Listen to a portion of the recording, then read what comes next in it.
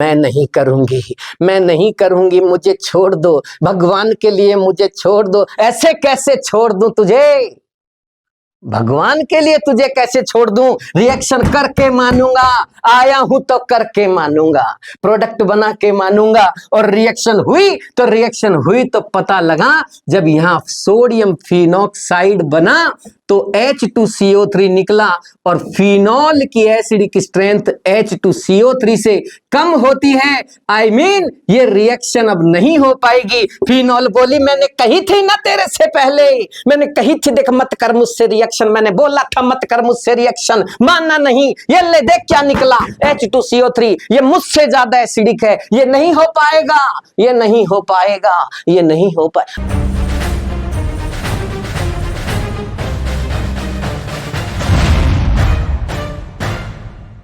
Hello students, नमस्कार। कैसे हैं आप सब? आई होप बहुत अच्छे से तैयारी कर रहे होंगे, बहुत बढ़िया पढ़ रहे होंगे सारे बच्चे।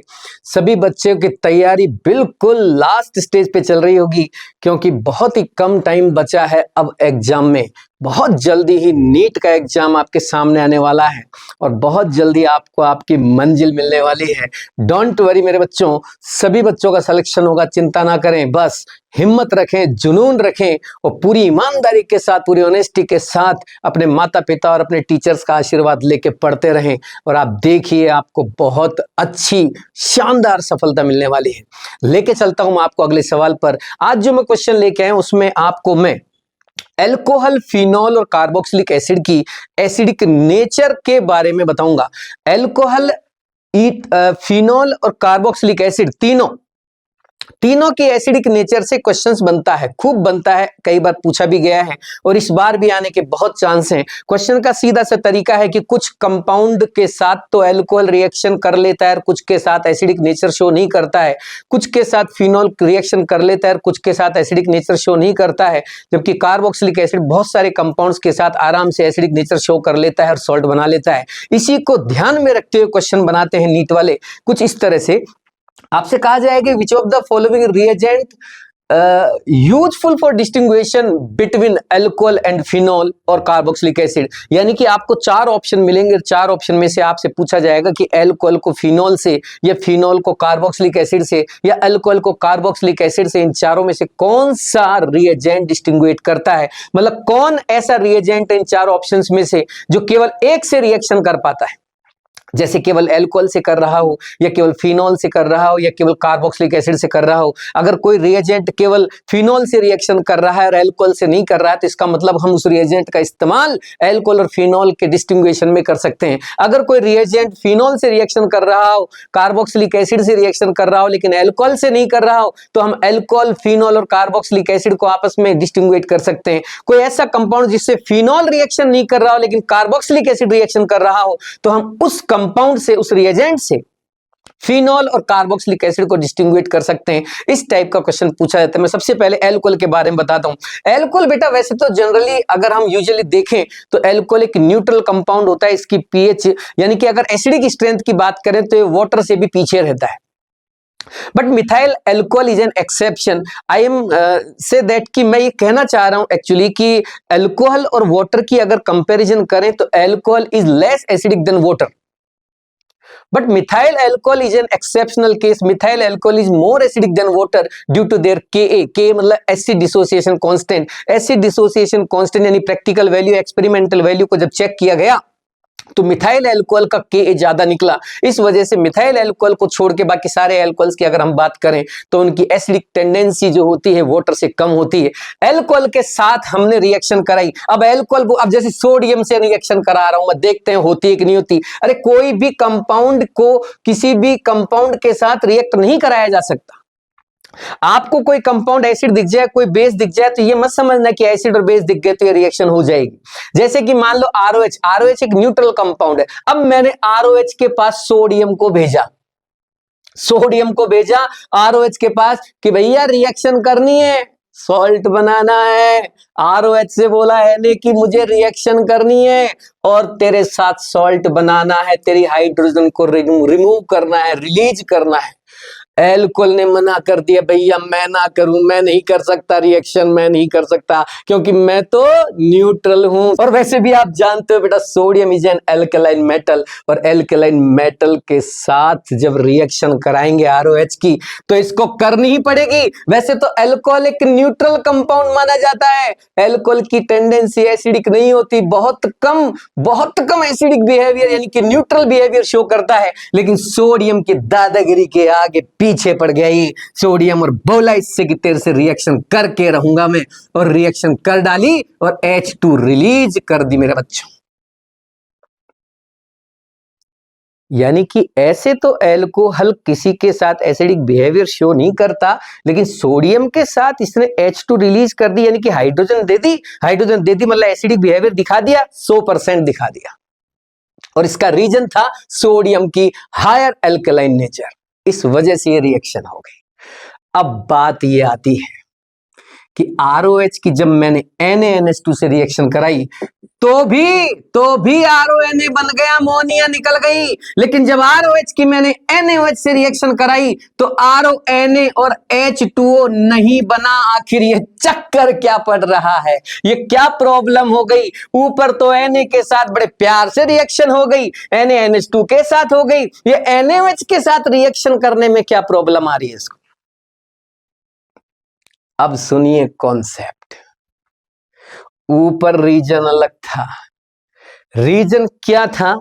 जब भी कोई एसिडिक नेचर शो करने वाला कंपाउंड यानी कि एसिड किसी के साथ रिएक्शन करता है, किसी बेसिक कंपाउंड मेटल या बेस के साथ, तो रिएक्शन करने के बाद निकले हुए कंपाउंड की एसिडिक स्ट्रेंथ अल्कोहल से यानी कि रिएक्टेंट एसिड से कम होनी चाहिए। यानी कि कोई भी एसिड अपने से ज्यादा स्ट्रॉन्ग एसिड को रिलीज नहीं करा सकता।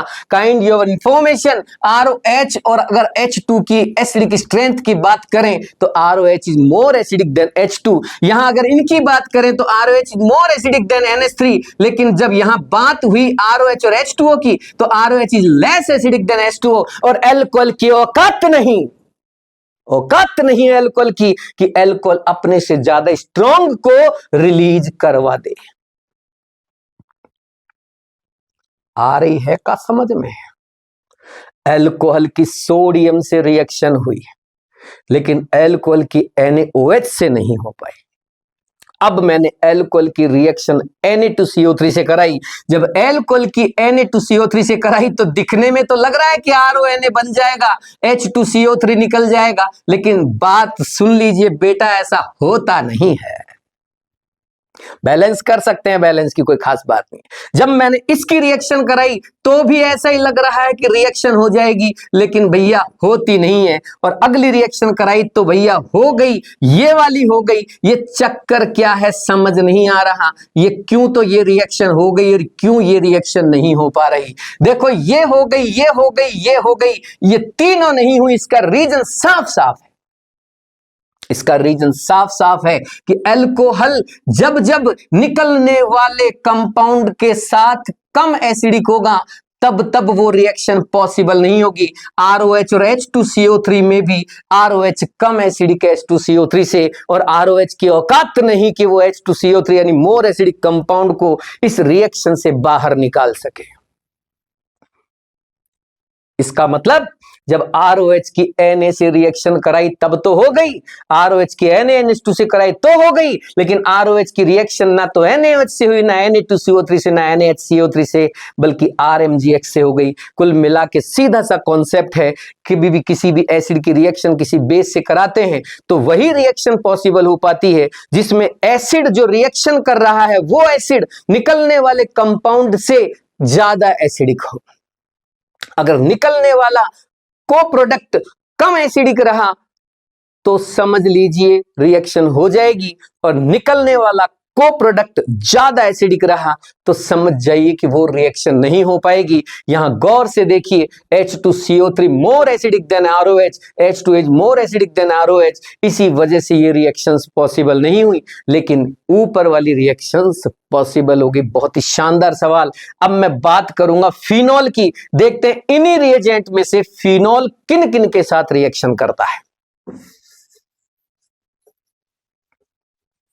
आइए अब की बार फिनॉल उठाते हैं, रिएजेंट यही रखेंगे, फिनॉल बदल दिया जा रहा है, यानी कि सबस्ट्रेट बदल रहे हैं, कंपाउंड वही चीजें ले रहे हैं वापस रिएक्शन में। अब की बार फिर फिनॉल, ये फिनॉल, ये फिनॉल, ये फिनॉल, सारी की सारी रिएक्शन अब की बार फिनॉल से कराई जा रही है। देखते हैं कौन सी रिएक्शन होती है और कौन सी नहीं। पहली रिएक्शन, फिनॉल देखो वैसे भी एसिडिक नेचर का होता है, बहुत ज्यादा एसिडिक तो ये भी नहीं होता, लेकिन एसिडिक होता है, वाटर से ज्यादा एसिडिक होता है, इसीलिए इसको carbolic acid, CARBOLIC, carbolic acid भी कहते हैं। फिनॉल का एक और नाम है कार्बोलिक एसिड। फिनॉल की रिएक्शन मैंने इन सभी के साथ करा के देखी। काइंड ऑफ इंफॉर्मेशन मैं आपको बता दूं, जब मैंने सोडियम के पास फिनॉल को भेजा या सोडियम को फिनॉल के पास भेजा तो सोडियम बोला मैं तो रिएक्शन करूंगा, मैं तो रिएक्शन करूंगा, मेरी आदत है रिएक्शन करने की, मैं तो रिएक्शन करूंगा because I am strong alkaline metal. Phenol ने बोला कि भाई रिएक्शन तो कर ले, देख तो ले रिएक्शन के बाद बन क्या रहा है। तो पता लगा रिएक्शन के बाद H2 निकल रही थी, इसका मतलब फिनॉल और H2 में से फिनॉल ज्यादा एसिडिक है, so this reaction is possible, ये हो जाएगी। फिनॉल के पास NaHCO3 को भेजा, NaNH2 को भेजा, NaNH2 ने भी ऐसे ही बनाया और अमोनिया बाहर निकाल दी। रिएक्शन ये भी पॉसिबल हो गई क्योंकि फिनॉल अमोनिया से भी ज्यादा एसिडिक है। फिनॉल को मैंने NaOH के साथ भेजा तो फिर रिएक्शन हो गई, H2O निकल गया, ये भी पॉसिबल है क्योंकि फिनॉल H2O से भी ज्यादा एसिडिक है मेरा बच्चा।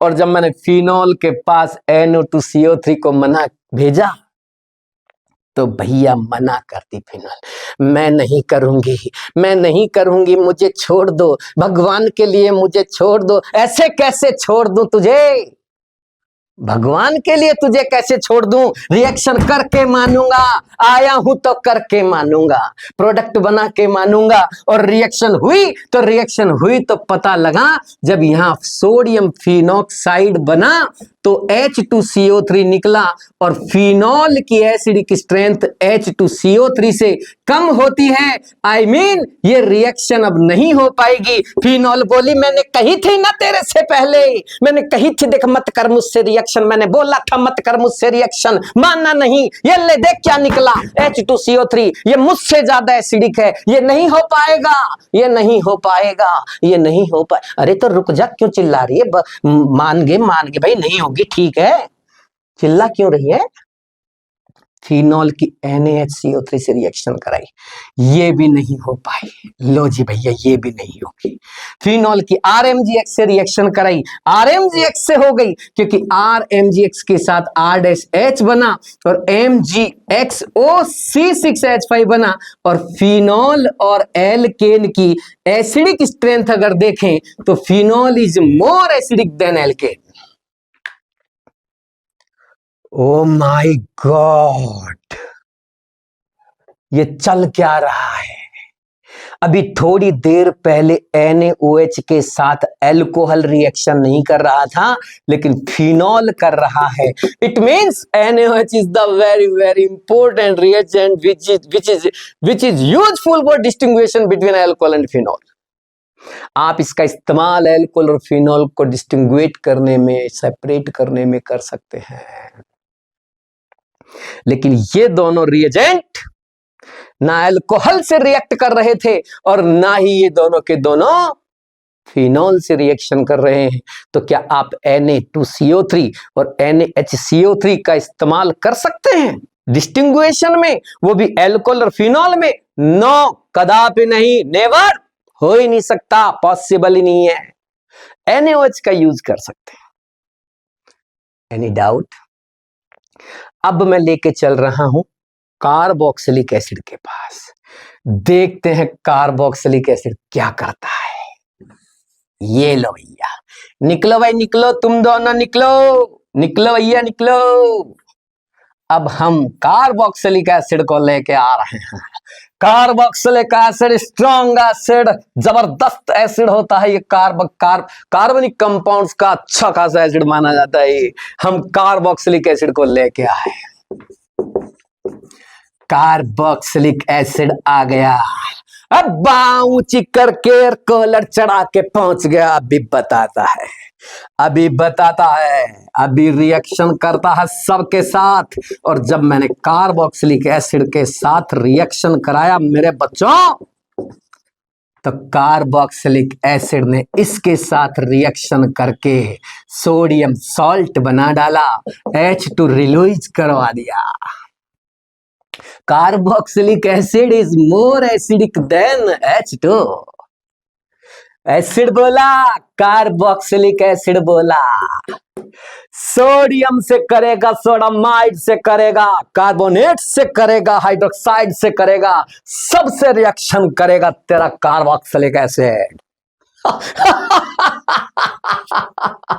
देखो इधर RCOH की जब Na के साथ रिएक्शन कराई तो RCONA बन गया, और जब NaNH2 से कराई तो RCONA बन गया, और NH3 निकल गया।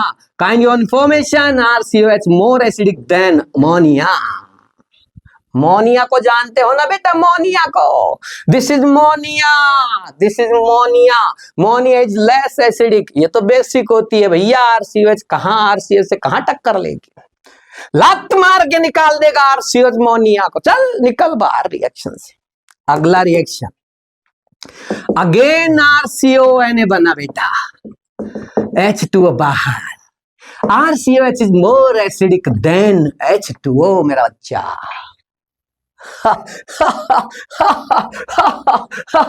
मतलब क्या हुआ, मतलब ये हुआ बेटा, फिनॉल और कार्बोक्सिलिक एसिड को NaOH से डिस्टिंग्विश नहीं कर सकते।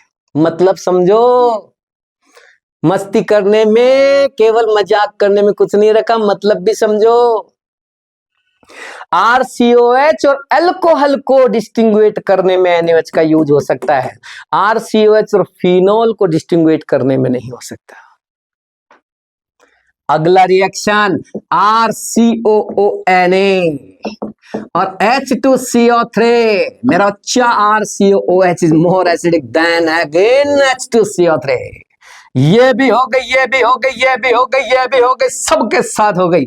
अगली रिएक्शन भी हो गई, यहां भी यही चलेगा, और उससे अगली रिएक्शन भी हो गई, क्योंकि यहां R-H बनेगा, MgXOCOR बाहर निकल जाएगा, और RCOH is more acidic then R-H। इसका मतलब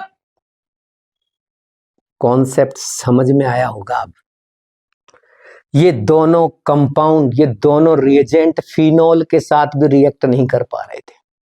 ये दोनों कंपाउंड कार्बोक्सिलिक एसिड के साथ रिएक्शन कर रहे हैं। इसका मतलब फिनॉल और कार्बोक्सिलिक एसिड को डिस्टिंग्विश अगर करना चाहते हैं तो आप इनमें से किसी रिएजेंट का इस्तेमाल कर सकते हैं। क्या ग्रिग्नार्ड रिएजेंट का यूज करके आप अल्कोहल, फिनॉल और ईथर को डिस्टिंग्विश कर पाएंगे? नहीं, क्योंकि ग्रिग्नार्ड रिएजेंट तो आवारा है, ग्रिग्नार्ड रिएजेंट तो रिएक्टिव है। ग्रिग्नार्ड रिएजेंट को किसी के पास रिएक्टिव H दिखी नहीं कि बावला हुआ नहीं।